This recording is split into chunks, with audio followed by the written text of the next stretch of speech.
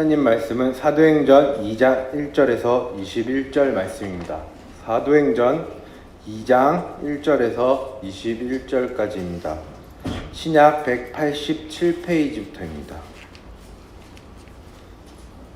다 찾으신 줄 믿고 제가 봉독하겠습니다. 오순절 날이 이미 이르매 그들이 다같이 한 곳에 모였더니 호련히 하늘로부터 급하고 강한 바람 같은 소리가 있어 그들이 앉은 온 집에 가득하며 마치 불의 혀처럼 갈라지는 것들이 그들에게 보여 각 사람 위에 하나씩 임하여 있더니 그들이 다 성령의 충만함을 받고 성령이 말하게 하심을 따라 다른 언어들로 말하기를 시작하니라. 그때 경건한 유대인들이 천하 각국으로부터 와서 예루살렘에 머물러 있더니 이 소리가 나매 큰 무리가 모여 각자 자기의 방언으로 제자들이 말하는 것을 듣고 소동하여 다 놀라 신기하게 여겨 이르되 보라, 이 말하는 사람들이 다 갈릴리 사람이 아니냐? 우리 각 사람이 난 곳 방언으로 듣게 되는 것이 어찌 됨이냐? 우리는 바데인가 메데인가 엘람인가 또 메소보다미아 유대와 갑바도기아 본도와 아시아 부르기아와 밤빌리아 애굽과 및 구레네에 가까운 리비아 여러 지방에 사는 사람들과 로마로부터 온 나그네 곧 유대인과 유대교에 들어온 사람들과 그레데인과 아라비아인들이라. 우리가 다 우리의 각 언어로 하나님의 큰 일을 말함을 듣는도다 하고 다 놀라며 당황하여 서로 이르되 이 어찌된 일이냐 하며 또 어떤 이들을 조롱하여 이르되 그들이 새 술에 취하였다 하더라. 베드로가 11사도와 함께 서서 소리를 높여 이르되 유대인들과 예루살렘에 사는 모든 사람들아, 이 일을 너희로 알게 할 것이니 내 말에 귀를 기울이라. 때가 제3시니 너희 생각과 같이 이 사람들이 취한 것이 아니라 이는 곧 선지자 요엘을 통하여 말씀하신 것이니 일러스되 하나님이 말씀하시기를 말세에 내가 내 영을 모든 육체에 부어주리니 너희의 자녀들은 예언할 것이요 너희의 젊은이들은 환상을 보고 너희의 늙은이들은 꿈을 꾸리라. 그때 내가 내 영을 내 남종과 여종들에게 부어주리니 그들이 예언할 것이요 또 내가 위로 하늘에서는 기사를 아래로 땅에서는 징조를 베풀리니 곧 피와 불과 연기로다.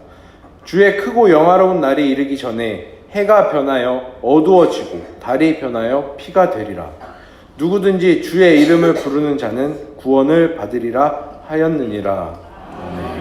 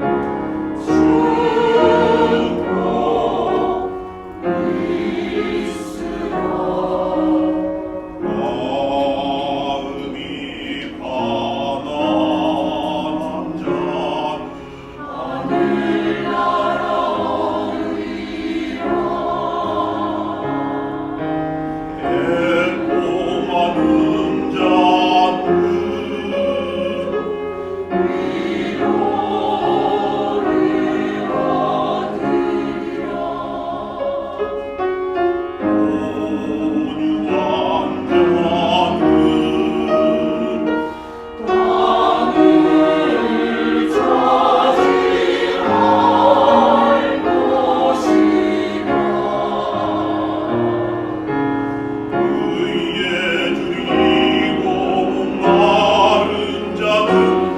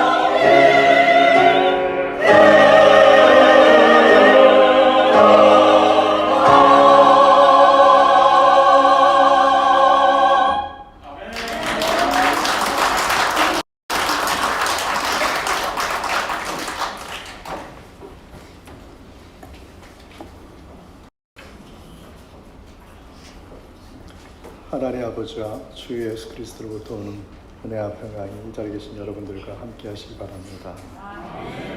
오늘 크람데어 성가대의 찬양이 오늘따라 저희들의 마음을 울립니다. 복이 있으라, 복이 있으라. 마태복음 5장에 나오는 팔복의 말씀이죠. 신약시대에는 8이라는 숫자가 완전수였습니다.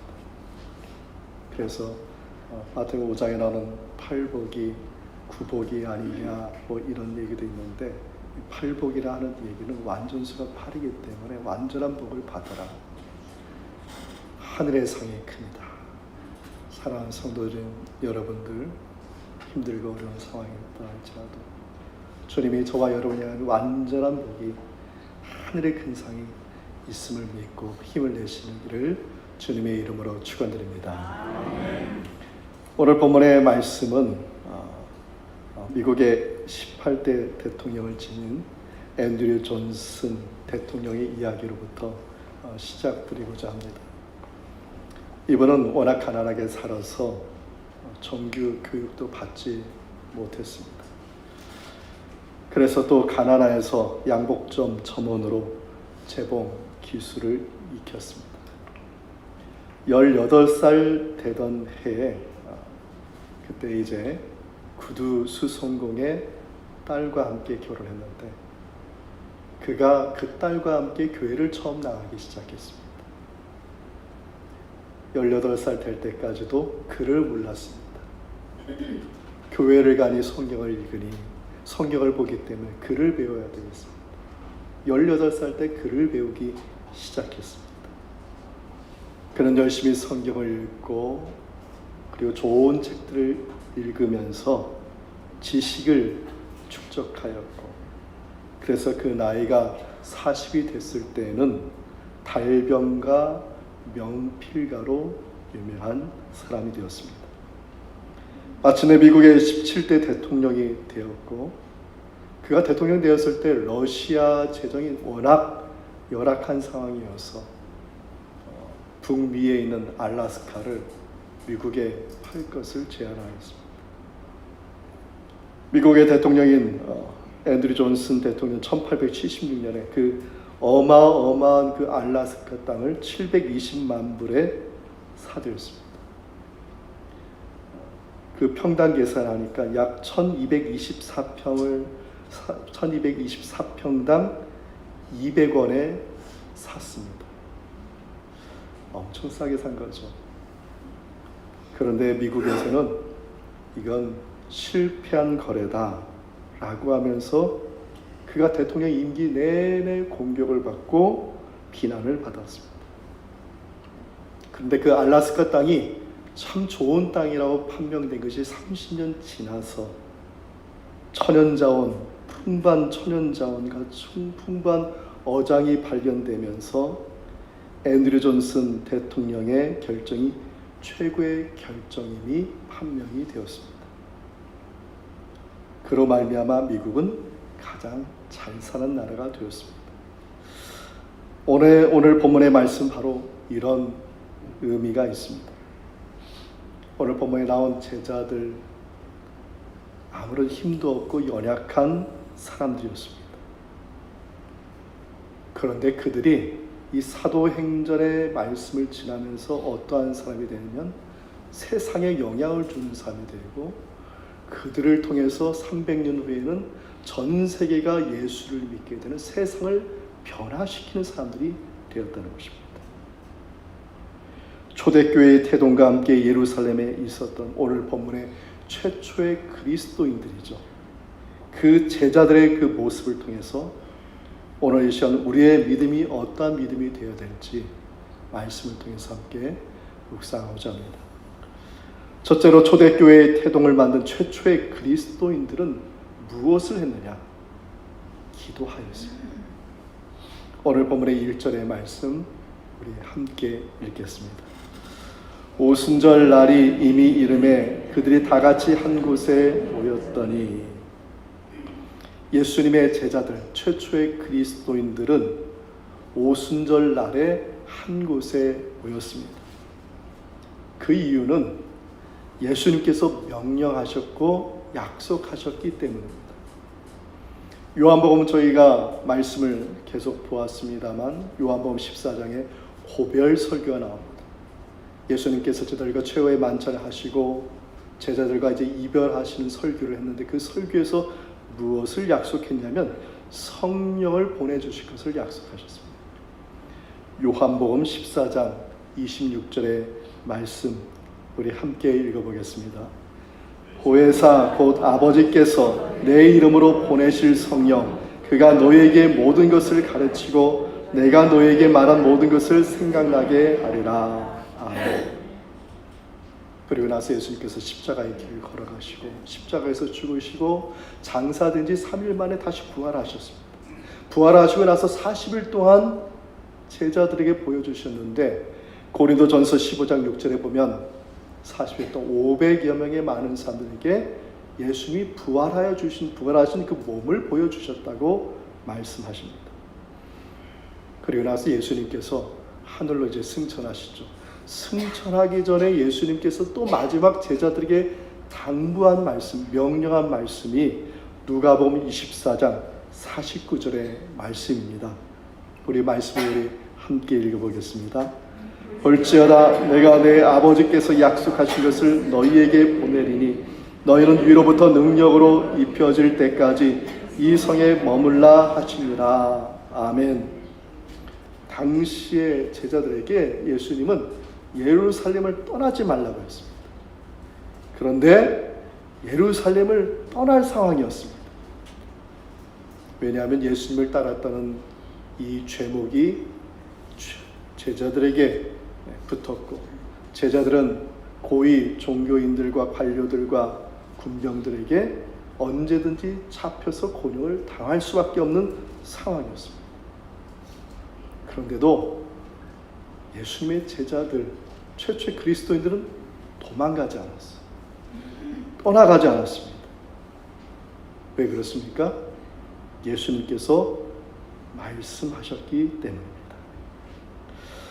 오늘 본문의 때는 오순절인데, 오순절에는 수많은 사람들이 예루살렘에 모이게 됩니다.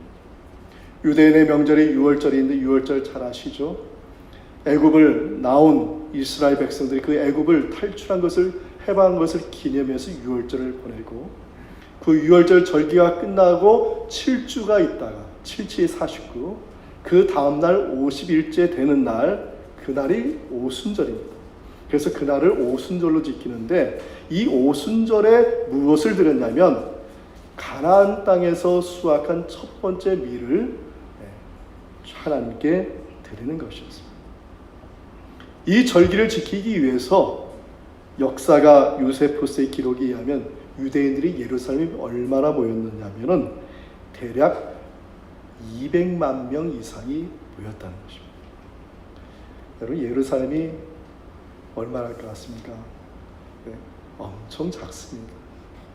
그 작은 도시에 200만 명이 모였다고 생각해 보십시오. 바로 이 시기가 지금 예수님의 제자들이 당한 시기입니다.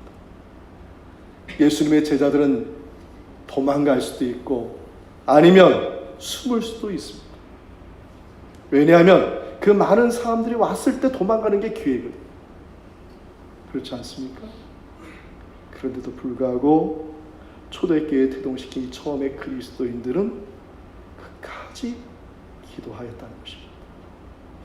특별한 점은 오늘 마가의 다락방에 모인 이 처음의 그리스도인들은 함께 기도하였다는 것이죠. 흩어져서 기도하는 것이 아니라 함께 기도하였다는 것입니다. 여기 오늘 본문에 보면 다 같이라 이렇게 말하는데, 이 다 같이란 말은 호모디마돈이라고 하는데 한 마음을 품고 기도하였다는, 한 마음을 품고 기도하였다. 솔직히 그 당시에 하나님께서, 주님께서 보여주신 건 아무것도 없었어요.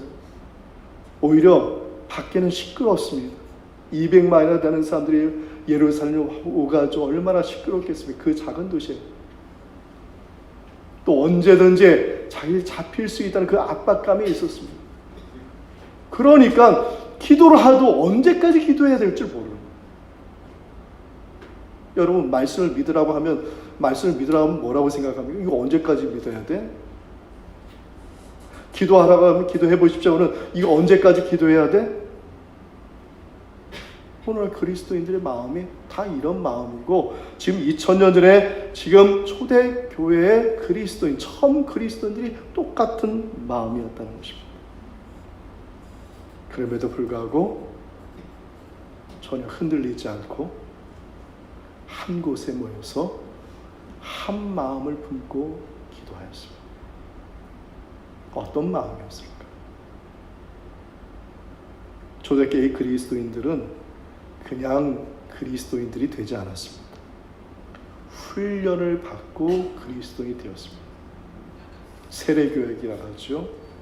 초대교회는 적어도 3년 동안 세례교육을 받고 훈련을 받고, 그 다음에 세례를 받고 나서 그리고 그리스도인이라는 이름이 붙여진 것입니다. 그 3년 동안 무엇을 훈련했을까요? 주님 바라보는 것이죠.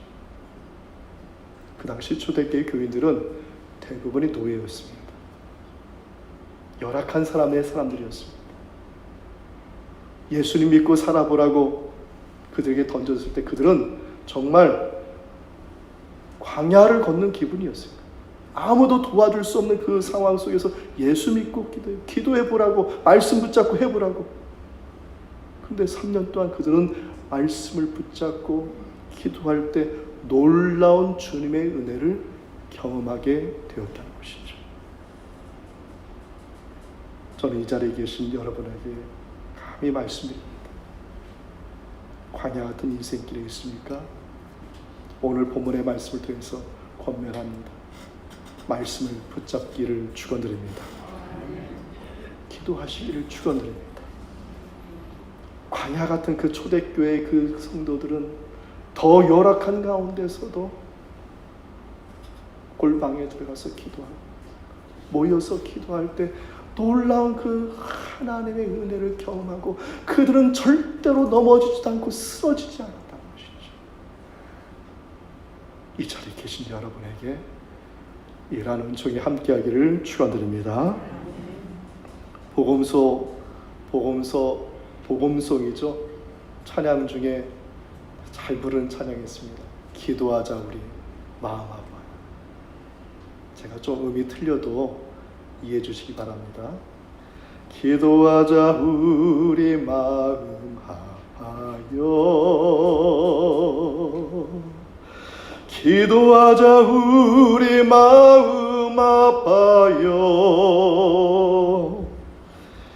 할렐루야 아멘 할렐루야 아멘. 기도하자 우리 마음 아파요. 이 찬양이 흑인 연가라는 거 아시죠?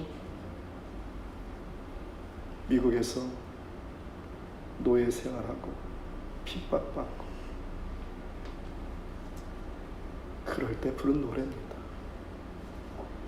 그들도 말씀 붙잡고 기도해 보니 그 하나님의 은혜가 놀랍다는 것이죠. 지금도 늦지 않았습니다. 말씀을 붙잡으십시오. 기도하십시오. 힘들면 한 마음 우리가 마음 붙잡고 기도하면 오늘 오순절에 그 성령의 강림의 역사하심이 저희들에게도 임할 줄 믿습니다. 둘째로 제자들의 이 마음 합하여 기도할 때 성령의 충만한 은총이 임했다는 것이죠.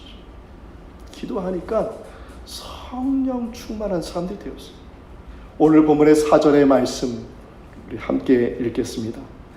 그들이 다 성령의 충만을 받고 성령이 말하게 하심을 따라 다른 언어들로 말하기를 시작하니라. 아멘. 성령이 임재하는데 지금 본 거예요. 제자들이 본 거예요. 뭘 보고 뭘 들었냐면 2절에 보면 급하게 바람이 내려오는 것을 자기들이 임하는 것을 들은 오감으로 느끼는 거죠. 3절에 보면 어떻습니까? 3절에 보면은 불 같은 그런 갈라지는 혀 같은 그 불이 각 사람에게 120명의 그 각 사람 머리에 임한. 그리고 나서 어떤 일이 벌어졌냐? 성령의 충만함을 받게 되고 성령 충만함의 그 증거가 어떻게 나타났냐? 세상의 언어로 말하기 시작했다. 아마도 처음 이 성령 충만함 받은 곳이 마가의 다락방으로 알려졌습니다. 그곳에는 120명의 성도들이 있었고 그 120명의 그 머리 위에 급하고 강한 바람과 성령의 불이 임하여서 성령 충만했던 것이죠. 그러니까 그 120명의 그 말이 어떤 언어가 3개의 방언들이 나오겠는데 120개의 방언이 나옵니다. 근데 그 마가의 다락방에 모인 사람들은 거의 대부분이 어디 출신이냐면 갈릴리 출신. 당시 갈릴리 출신은 배우지 못한 사람으로 유명했습니다. 옛날 고대 사회에서는 입은 옷을 보고 행색을 보고 직업을 구별했잖아요. 신분을 구별했잖아요. 그러니까 보면 아는 거예요. 저 사람이 어디 출신? 갈릴리에서. 당시 고대 세계에서는, 이 고대 근동에서는 공용어가 뭐냐면 아람어였습니다. 예수님도 아람어를 사용하셨죠. 그러니까 이 갈릴리 출신의 사람들이 할 수 있는 언어는 뭐냐면 히브리어, 이스라엘어 히브리어와 공용어 아람어 정도. 좀 배운 사람 어떤 언어도 했죠? 헬라어도 했던 것이죠. 근데 지금 120명의 성도들이 이 처음에 그리스도인지 하는 이 방언은 아람어 헬라 히브리어가 아니라 120개요. 120개. 놀라운 일이죠. 배우지도 않은 사람들이 말을 하기 시작하고, 근데 그 말하는 것을 다 지나가는 유대인들이 다 듣고 놀랐다는 것이죠. 이 사건을 두고 신학적으로 뭐라고 얘기하냐면 창세기에 나온 바벨탑 사건의 대역전 사건. 바벨탑 사건은 어떤 사건이었습니까? 언어가 흩어지고 민족이 흩어지고 사람들이 흩어지는 것이잖아요. 이 대역전 사건이 일어난 거예요. 성령의 강림의 역사는 뭐냐면 흩어졌던 언어들이 하나가 되고 사람들이 하나가 되고 민족이 하나가 되고 나라가 하나가 된다는 것이죠. 그래서 창세기부터 바벨탑부터 시작한 그 타락한 그 사람들이 창세기 12장에 아브라함을 통해서 믿음으로 말미암아 구원받은 그 구속사의 그 정점이 사도행전에 되었고, 성령 강림을 통해서 이제는 모든 사람들이 주님을 부르면 구원받게 되는 길이 열리게 된 것입니다. 오늘 본문에 9절부터 나오는 나라들은 바로 120명의 그 처음 그리스도인들이 한 방언이 어떤 방언인지에 대한 얘기를 합니다. 9절에 보면은 바데부터 메소포타미아까지 나라들이 쭉 나오는데, 이 나라들은 어디냐면 지금 이라크 지역에 그 너머에서 있던 나라들. 기원전 8세기 7세기 때 북이스라엘이 멸망당하면서 강제로 그곳에 이주당했고, 기원전 7세기에 또 남유다가 멸망해서 남유다의 사람들이 또 그곳에 포로로 끌려갔어요. 아주 오랫동안 거기에서 살았던 사람들이 지금 성령 강림절에 오순절에 예루살렘으로 오는 것이었습니다. 또 9절 하반절에 보면 갑바도기아부터 10절에 바빌리아까지, 이 지역은 소아시아 지역, 지금 터키 지역을 얘기하는 것인데, 바로 이 지역에도 수많은 유대인들이 흩어져 살고 있었습니다. 지도 보여주세요. 그리고 10절에 계속해서 나오는 애굽과 구레네, 지금의 북아프리카 지역이죠. 이 북아프리카 지역, 특별히 애굽이라는 곳에는 아주 유명한 알렉산더 지역인데, 이 알렉산더 지역만 유대인들이 몇 명을 살아요? 100만 명이 살아요. 100만 명 이상이 살아요. 기록이야. 애굽을 지나 저기 이탈리아 밑에는 구레네가 있는데, 그 구레네가 바로 여러분이 잘 아는 구레네 시몬이 나온 것이죠. 유월절을 지키기 위해서 예루살렘에 왔다가 예수님께서 십자가를 지고 하는 때 그 십자가를 대신 지게 되었던 것입니다. 오순절에 세계 열방에서 예루살렘에 모인 유대인들이 이 120명의 이 최초의 그리스도인들이 120개의 그 말을 하는 것을 보고 다 놀랬다는 것이죠. 그래서 오늘 본문의 8절에 보면, 8절 말씀을 보면은 이 8절에 이렇게 되어 있습니다. 우리 각 사람이 난 곳이라. 우리 각 사람이 난 곳의 방언, 아람어, 히브리어, 헬라가 아니에요. 전 세계에 그 사람들이 살고 있던 그 지역의 방언으로 듣게 되어서 놀라웠다, 이렇게 말하고 있어요. 분명한 것은 120명의 이 최초의 그리스도인들이 세계 각 지역의 언어로 말하였고, 더 중요한 것은 이러한 역사가 어떻게 일어나느냐, 오늘 본문은 말합니다. 성령의 충만함으로 이러한 역사가 일어났다는 것입니다. 그러면 성령 충만함은 무엇일까요? 저는 여러 가지 의미를 보겠지만 사도행전 앞장하고 바로 본문에서만 그 뜻을 한번 살펴보겠습니다. 이 사도행전을 보면 이 성령 충만과 유사한 단어들이 있어요. 표현들이 있습니다. 사도행전 1장 5절에 보면 예수님께서 뭐라고 했냐면 성령의 세례를 받으라 이렇게 했어요. 뭐라고요? 성령의 세례를 받으라. 사도행전 2장 3절에 보면은 오늘 본문의 말씀이죠. 성령이 임하였다. 성령이 임하였다. 그리고 4절에 보면은 그들의 성령의 충만함을 받았다. 성령의 세례를 받아라. 성령이 임하였다. 성령의 충만을 받았다. 이 말들의 공통된 의미는 뭐냐면은 바로 성령을 받는 것을 의미한다는 것입니다. 성령이 우리에게 와서 좌정하고 거주하고 함께하는 것, 이것을 뭐라고 했겠느냐? 성령 충만했다는 것이죠. 여러분, 성령의 불이 막 이렇게 오는 걸 봐야지 성령이 충만한 것이 아니라 성령이 내 안에 좌정하는, 거주하고 내 마음에 함께할 때 그것을 성령 충만, 성령 세례, 성령이 임했다 이렇게 말하는.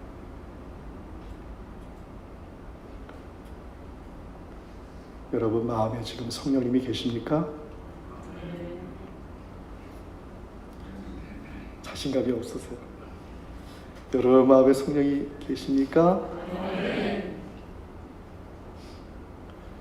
죄송한 얘기지만 저 말씀을 준비하면서 내 안에 성령이 계신가 의심했어요. 왜냐면 내 속에는 성령님만이 계신 게 아니기 때문에. 내 속에는 수많은 나의 욕심과 탐심과 정욕과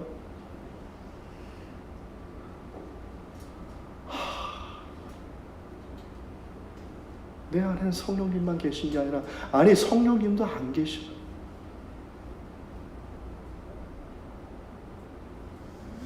그러니까 날마다의 삶이 기쁨이 아니에요. 코람데오 오늘 성가대가 기뻐하라 기뻐하라는 게 아니라 늘 우울하고 늘 춤을 하고 늘. 왜 그렇습니까? 내 안에 내가, 수많은 내가 있어. 이 말씀을 묵상하면서 하덕규 찬양 사역자시죠. 이분이 처음으로 작사 작곡한 것이 가시나무 새라는 노래 아니겠습니까? 이분이 신앙적인 간증이에요. 그 처음 말이 이렇습니다. 내 속엔 내가 너무도 많아. 당신의 쉴 곳은 없네. 내 속엔 헛된 바람들도 당신의 편할 곳이 없네. 저는 이 말씀, 이 하덕규 이 찬양 사역자가 이 작곡한 이 노래를 묵상하면서 아 그렇구나. 나의 참된 평안은 내 안에 성령님이 임할 때 평안이 오는 거야. 내 마음을 내어놓고 내 마음에 누가 와 계셔야 돼? 성령이 와 계셔야 기쁨이 있는 것이고 내 안에 주님이 와 계셔야 참된 쉼이 있는 것이고 참된 기쁨이 있는 거야. 나는 여태까지 무엇하고 살았냐? 내가 가진 거 가져야 내가 기쁨이 있고 내가 원하는 것을 취해야 기쁨이, 이게 기쁨이 아니라는 것이죠. 내 마음을 내놓고 내 마음에 누가 오셔야 돼요? 성령님. 성경은 다르게 얘기합니다. 여러분 성령의 열매를 사랑과 일합과 화평과 온유와 절제, 이 성령의 열매가 어떻게 옵니까? 여러분이 사랑해서 오는 거예요? 아니잖아요. 내 안에 성령이 오셔야지. 사랑과 일합과 화평과 온유와 절제, 성령의 열매를 맺는 것이죠. 내 마음에 아직도 답답한 이유가 뭐예요? 오늘 본문은 단 한 가지 얘기합니다. 너희 마음속에 지금 성령님이 계시냐는 것이죠. 지금 여러분의 마음이 정말 진실로, 여러분 상처받아도 괜찮아요. 그 마음 그냥 내어드리시면 성령님이 다 좌정하시고 그 마음 싸매어주시고 치료해 주세요. 믿음을 가지고 내어주시면 그 성령이 임하여 주셔서 저와 여러분의 그 마음 상하고 아픈 마음 다 치료하시고 또한 여러분의 모든 문제를 해결하여 주실 줄 믿습니다. 이게 성령 충만. 이 한 주간 여러 마음을 주님께 내어놓고 성령님을 모시고 사시는 저와 여러분 되기를 축원드립니다. 셋째로 성령에 충만한 이 최초의 그리스도인들은 어떤 사람이 되었냐면 성령의 사람이 되었다. 성령의 사람이 되었다. 성령 충만하다가 또 세상에 속한 사람이 되잖아요. 이게 아니라 이 사람들은 성령에 충만하고 성령의 사람들이 되었다는 것이죠.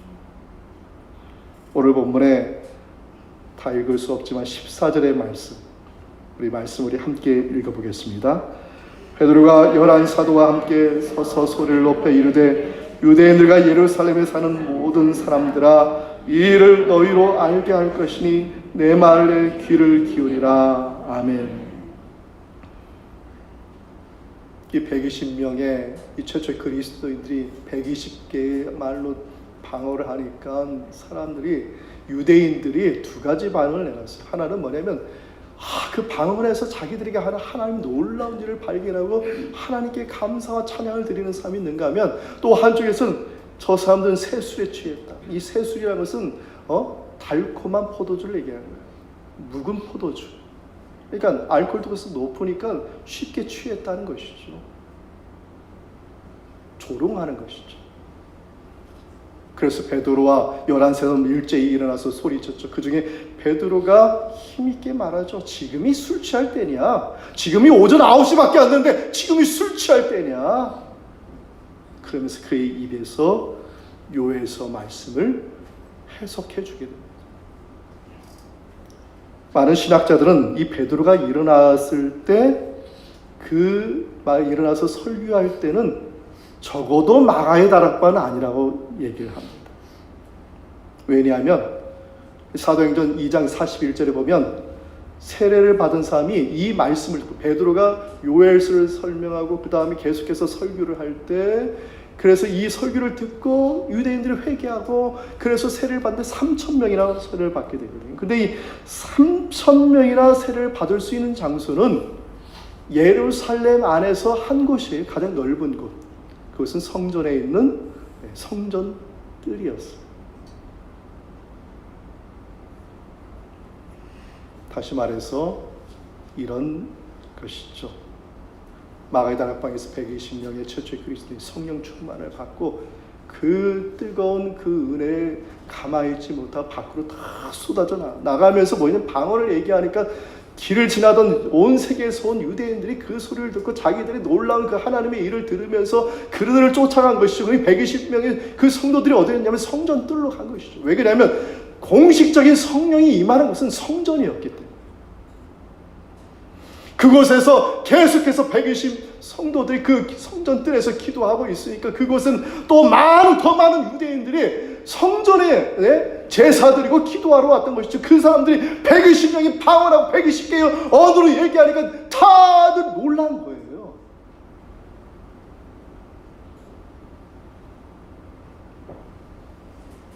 그 제자들의 모습을 보고 유대인들이 논쟁을 하게 된 것이죠. 저들은 세술에 취해서, 그것도 성전뜰에 와가지고 술 취해서 주정 부리고 있는 것이다. 베드로는 자신들을 주목한 유대인들 얼마나 많이 있었겠습니까? 3,000명이 세례받아서 그 많은 사람들이, 더 많은 사람들이 있었죠. 그 많은 사람들이 담대히 일어나서 그가 요엘서 2장 28절에 32절의 말씀을 설교하기 시작했습니다. 그 요엘서의 말씀은 그런 겁니다. 말세, 마지막 때에 하나님께서 성령을 모든 사람들에게 부어주리라 말씀하셨다. 그 당시에 유대인들은 성령은 특정한 사람만 받게 되어 있었습니다. 근데 말세가 되면 모든 사람, 남녀노소 상관없이 빈부귀천에 상관없이 종이라도 상관없이 모든 사람에게 다 성령을 부어주신데, 성령을 받은 그 사람은 무엇을 하느냐? 예언을 하고 환상하고 꿈을 꾸게 될 것이다. 이 베드로가 얘기한 이 말세는 언제를 두고 얘기하냐면, 유대인들이 예수님을 십자가에 못 박았을 때를 바로 두게 얘기합니다. 요엘서를 보면 하늘이 핏빛이 되고 어두워지는 그 얘기가 나오죠. 바로 오늘 복음서에 보면 예수님께서 십자가에 달리실 때 하늘이 어두워지고, 하나님께서 작정하시고 독생자 예수 그리스도를 너희를 위해서 죽었는데, 그런데 그를 믿지 아니하고 그를 십자가에 달려 죽게 한 너희들, 바로 너희들에게 이 말세가 오게 되는, 이 말세 너희들이 구원받을 수 있는 것은 한 가지, 예수 그리스도를 믿고 구원받는 것이다. 이게 사도행전 2장 36절의 요약입니다. 사랑하는 성도 여러분, 말세가 다른 때가 아닙니다. 이미 말세는 2000년 전에 이미 왔는지도 모릅니다. 말세가 올까? 언제 올까? 그것 때문에 근심 걱정하지 마시고, 지금 말세의 시대, 이 시대에 정말 그리스도인들에게 필요한 것은 다시 한번 예수님을 구주로 영접하고 믿고 그 믿음 가운데 서는 것인 줄 믿습니다. 이 말씀과 관련해서 성령에 대한 생각을 좀 생각해 보고자 합니다. 이 성령이란 말 여러분 잘 알듯이 루아흐, 이렇게 히브리어로 말합니다. 바람이라는 뜻도 있고 혀라는 뜻도 있고 숨이라는 뜻도 있고 언어라는 뜻도 있습니다. 근데 이 성령이라는 이 말에 이 세 글자는 앞과 뒤는 자음이에요. 이 모근적인 접근을 하면은 전혀 다른 뜻이, 특별한 뜻이 나옵니다. 이 앞에 있는 알 발음 나오는 것은 모근적으로 보면 레쉬라고 해요. 레쉬라는 말은 히브리어 사람이라는 뜻이에요. 뒤에 있는, 여러분 보시는 오른쪽에 있는 것이 히브리어는 죄송합니다. 히브리어는 왼쪽에서 오른쪽으로 쓰지 않고 오른쪽에서 왼쪽으로 씁니다. 그러니까 여러분 보시는 왼쪽에 있는 것이 마지막. 이 마지막 글자는 헤트예요. 모근은. 이 헤트란 말은 바깥에 있다. 이 두 글자를 합치면 무슨 뜻이냐면 바깥에 있는 사람이라. 이스라엘 사람들에게 있어 바깥에 있는 사람 누구냐면 목자를 두고 하는 말이에요. 유목하는 사람, 목자가 밖에서 자잖아요. 목자는 그냥 빈둥이 이렇게 지고 노는 게 아니라 목자는 다 시간이 정해져 있어요. 양에게 먹이를 주는 시간, 양에게 젖을 먹이는 시간, 양을 씻기는 시간, 양에게 먹이는 시간, 여러 가지 다 짜여진 하루 일과가 다 정해져 있어요. 그래서 하루 일과는 그 일과를 다 해야 돼요. 그 정해져 있는 것을 하는 사람, 정해져 있는 것을 하는 것, 이것을 루아흐다 이렇게 말합니다. 양에게 생명은 뭡니까? 목자를 따라하는 것이죠. 목자를 따라가야 돼. 아무리 규칙적인 것이 반복된다 할지라도 그 규칙에 맞춰서, 질서에 맞춰서 목자를 따라가. 목자를 따라갈 때 시편 23편의 말씀과 같이 푸른 초장을 만날 것이고, 할렐루야, 쉴만한 물가가 인도함 받을 것이고, 할렐루야, 사망의 음침한 골짜기를 다닐지라도 목자가 다 보호해 주시고, 원수의 그 목전 앞에도 기름을 부어주시는 그 은혜가 목자를 따라갈 때 임할 것이다. 요한계시록에 보면 이 목자를, 예수님을 목자와 같이 표현해요. 요한계시록 3장 20절의 말씀, 여러분은 너무나 잘 아는 말씀이죠. 우리 말씀 우리 함께 읽어보겠습니다. 볼지어다 내가 문 밖에 서서 두드리노니 누구든지 내 음성을 듣고 문을 열면 내가 그에게로 들어가 그와 더불어 먹고 그는 나와 더불어 먹으리라. 아멘. 그렇습니다. 성령님이 하시는 일은 뭐예요? 예수님을, 밖에 있는 그 예수님을 내 안에 모셔드리게 하는 게 성령님이 하시는 일입니다. 근데 이걸 깨닫지 못해요. 내가 하는 것 같이 생각돼. 아니에요. 성령님이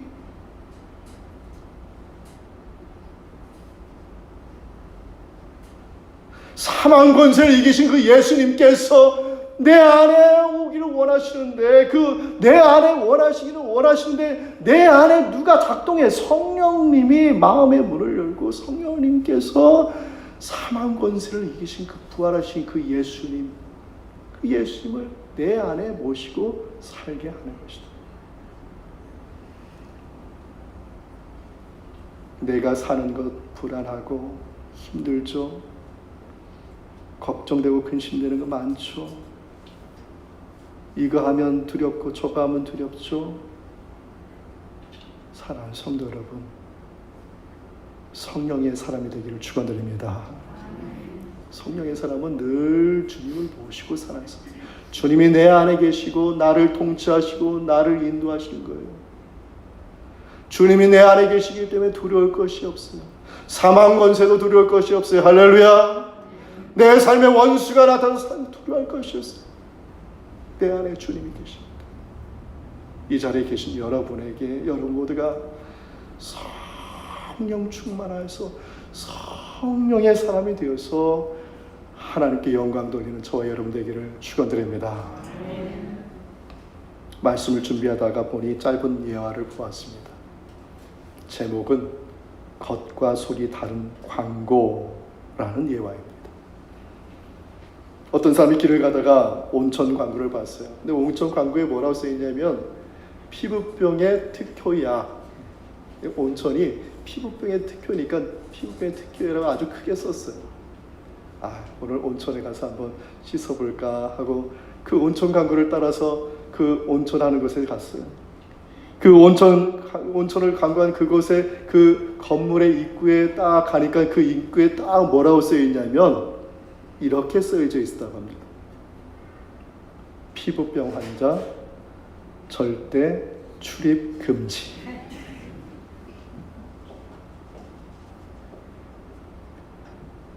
오늘날 그리스도인의 모습이라고 저는 생각합니다.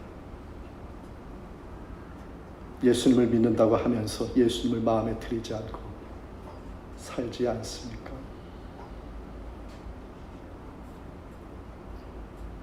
성령 충만하다고 말하면서 예수님이 없는 성령 충만만을 원해요. 그 잠시의 그 기쁨, 그 잠시의 그 감격. 예수님은 없어. 하나님의 사람이라고 말하면서 예수님의 그 십자가의 은혜와 사랑이 보이지 않습니다. 말씀을 마칩니다. 지금 이 순간 우리 구주 예수님께서는 지금 우리 안에 들어와 계시기를 원하십니다. 지금 여러분의 그 모든 수고와 고통과 아픔을 나누시기를 원하십니다. 여러분의 마음을 제발 주님께 내어 드리십시오. 그분이 들어오셔야만 여러분의 근본적인 문제가 해결됩니다. 지금 여러분 밖에서 문 두드리고 있는 예수님께 손을 뻗치십시오. 문을 여세요. 그분이 들어오셔야만 사망 권세를 이기신 그 주님의 그 전능하신 그 은총이 저와 여러분에게 함께하는 줄 믿습니다.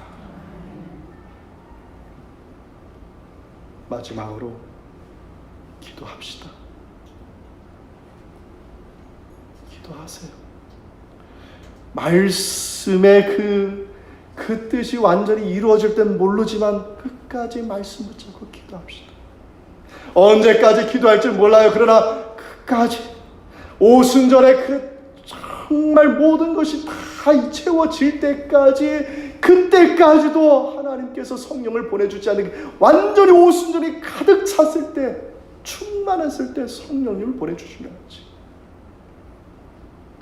저와 여러분의 아픈 마음 가다듬고 주님 모시고 성령 충만으로 기도할 때, 우리 주님께서 지금 그리고 이 시간 이후 여러분의 믿음대로 성령의 충만한 은혜를 채워 주실 줄 믿습니다. 이러한 은총이 우리가 섬기는 교회와 가정과 여러분의 자녀 가운데 충만하기를 주 예수 그리스도의 이름으로 축원드립니다.